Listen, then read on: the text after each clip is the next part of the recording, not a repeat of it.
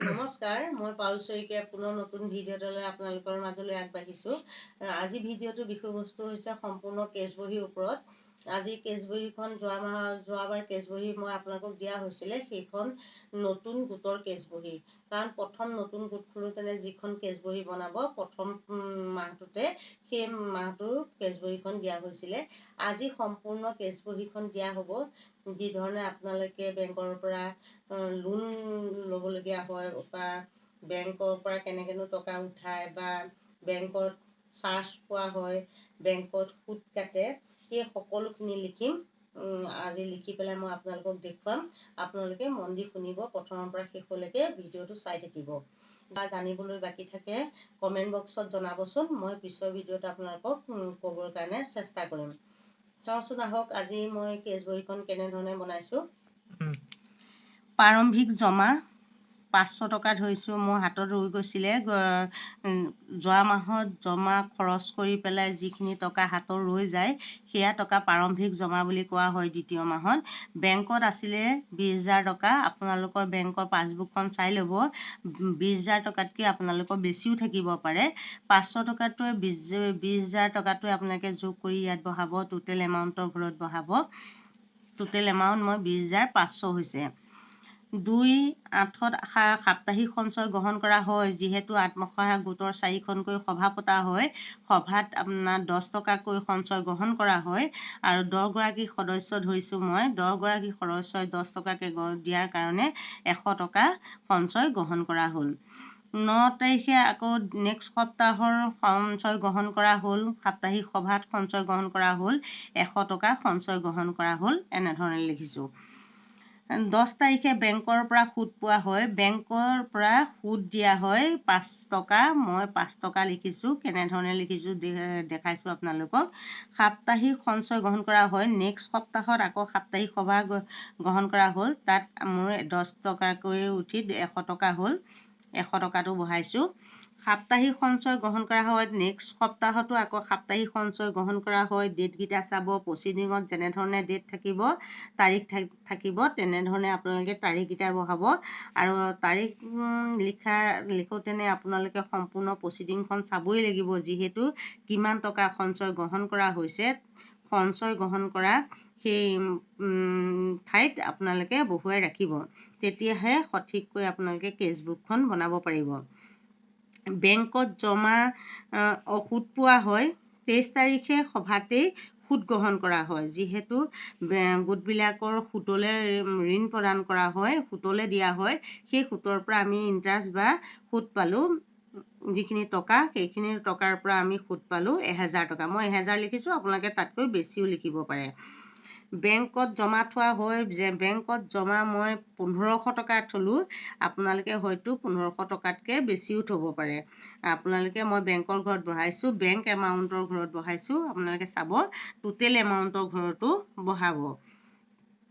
বেংকৰ পৰা উঠোৱা হয়। বেংকৰ পৰা মই 10,000 টকা এগৰাকী সদস্যই ইয়াৰ এখন সভাত এগৰাকী সদস্যই আবেদন কৰিছিলে যে 10,000 বিচাৰি, আৰু সেইকাৰণে মই বেংকৰ পৰা কেনেকৈনো টকা উঠাই আনিলোঁ বা সেই টকাখিনি কেনেধৰণে ক'ত লিখিলোঁ সেই কথাটো আপোনালোকক জনাইছোঁ। বেংকৰ পৰা উঠোৱা হয় 10,000 টকা। বেংকৰ হাতলৈ আহিছিলে কাৰণে মই জমা ঘৰত টোটেল এমাউণ্টৰ ঘৰত বহালোঁ আৰু টোটেল এমাউণ্টৰ ঘৰত বহালোঁ। এই সকলোখিনি ইয়াত টোটেল এমাউণ্টৰ ঘৰৰ সকলোখিনি যোগ কৰি মই পালোঁ 11,900 টকা মুঠ জমাত। আৰু বেংকত জমা পালোঁ, যিহেতু 20,000 টকা প্ৰথম বেংকত আছিলে, 5 টকা সুদ পালোঁ আৰু 1500 টকা বেংকত জমা থোৱা হৈছিল, সেয়েহে 21,505 টকা মই মুঠ জমাত পালোঁ।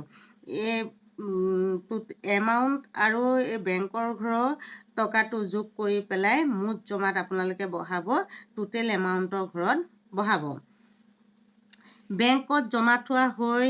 এতিয়া এয়া হৈছে জমা পৃষ্ঠা। সেই জমা পৃষ্ঠাটো যিমানখিনি জমা হ'ল তাৰ পৰা আমি খৰচ দেখাব লাগিব। যিহেতু খৰচ যদি দেখুওৱা নহয়, গোটেই জমা পৃষ্ঠাৰ সকলো টকাখিনি বুজি পোৱা নাযাব, ক'ত কেনেকৈ খৰচ হৈছে।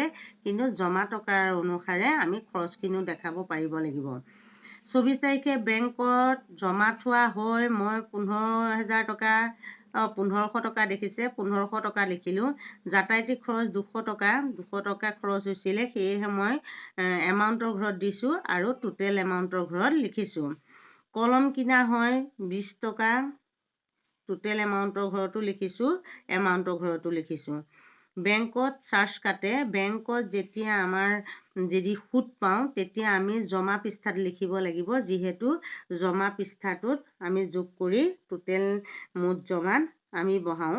আৰু সেয়েহে যেতিয়া আমাৰ বেংকৰ পৰা চাৰ্জ কাটে তেতিয়া আমি বেংকৰ ঘৰত খৰচৰ পৃষ্ঠাটোত বহাব লাগিব, যিহেতু এই টকাটো বেংকৰ আমাৰ জমা টকাৰ পৰা খৰচ হয়। বেংকৰ পৰা উঠোৱা হয় যিটো টকা বেংকৰ আমাৰ টকাৰ পৰা বেংকৰ পৰা উঠোৱা হয়, তেতিয়া লিখিব লাগিব যে বেংকৰ ঘৰত, বেংক এমাউণ্টৰ ঘৰত লিখিব লাগিব আৰু টোটেল এমাউণ্টৰ ঘৰত লিখিব লাগিব। সেয়েহে যদি আমি বেংকৰ পৰা উঠাই আনি হাতলৈ আনিলোঁ, হাতত যদি টকাটো জমা কৰি ৰাখোঁ তেতিয়াহ'লে আমাৰ কেছবুকখন সম্পূৰ্ণ নহ'ব, যিহেতু 10,000 টকাটো আমি ঋণ প্ৰদান কৰা দেখুৱাব লাগিব। সেয়েহে মই এগৰাকী সদস্যক ঋণ প্ৰদান কৰা দেখুৱালোঁ। চাওক, খৰচৰ ঘৰত দেখুৱালোঁ 10,000 টকা, টোটেল এমাউণ্টৰ ঘৰত দেখুৱালোঁ 10,000 টকা। এতিয়া মুঠ খৰচ হ'ল 11,720 টকা। মই খৰচখিনি গোটেইখিনি যোগ কৰিলোঁ, যোগ কৰি পালোঁ 11,720 টকা।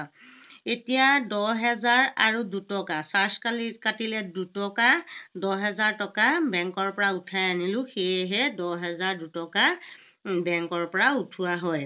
আৰু টোটেল এই দুইটা যোগ কৰি টোটেল এমাউণ্ট আৰু বেংকৰ ঘৰটো যোগ কৰি আপোনালোকে সৰ্বমুঠ জমাত পাতিব। এঘৰ এৰি নেক্সট মুঠ জমা পৃষ্ঠাটোৰ সকলোখিনি 11,900, মই ইয়াত পাতিছোঁ 11,900, 21,505 টকা। মই তলৰ শাৰীটো সম্পূৰ্ণৰূপে জমা ঘৰৰ শাৰীটো পাতি ল'লোঁ। পাতি লোৱাৰ পিছত মাজৰ শাৰীটো লিখিলোঁ যে অন্তিম জমা। সেই অন্তিম জমাটো এইকাৰণে দিয়া হয়, মুঠ জমাৰ পৰা খৰচ কৰি যিটো টকা হাতত ৰৈ যায় সেই টকাটোকে আমি অন্তিম জমা বুলি ধৰা হয়। সেয়েহে মই জমা টকাৰ পৰা খৰচ মাইনাছ কৰিলোঁ, তেতিয়া মোৰ হাতত থাকি গ'ল 180 টকা। সেয়াই হ'ব অহা মাহৰ প্ৰাৰম্ভিক জমা। আৰু 21,505 টকাৰ পৰা যদি মই বেংকৰ পৰা উঠালোঁ 10,000 টকা, 10,000 2 টকা মাইনাছ কৰিলোঁ, এতিয়া থাকিলে বেংকত 11,503 টকা। আৰু অন্তিম জমা আৰু বেংকত জমা যোগ কৰি পেলাই মুঠ জমা আপোনালোকে পাতি ৰাখিব। সেয়াই পিছৰ মাহত হ'ব প্ৰাৰম্ভিক জমা। আপোনালোকে সম্পূৰ্ণকৈ ভিডিঅ'টো চাই বুজি পালেনে বাৰু? নিশ্চয় বুজি পালে। আৰু যদি আপোনালোকে ভাল ধৰণে বুজি পোৱা নাই, পৰৱৰ্তী সময়ত মোক কমেণ্ট কৰি জনাবচোন। পৰৱৰ্তী ভিডিঅ'ত মই সম্পূৰ্ণৰূপে ক'বৰ কাৰণে চেষ্টা কৰিম। ধন্যবাদ। যদি ভিডিঅ'টো চাই ভাল পালে লাইক, কমেণ্ট, শ্বেয়াৰ আৰু ছাবস্ক্ৰাইব কৰি দিব, যাতে নতুন নতুন ভিডিঅ'বোৰ আপোনালোকে পাই থাকে।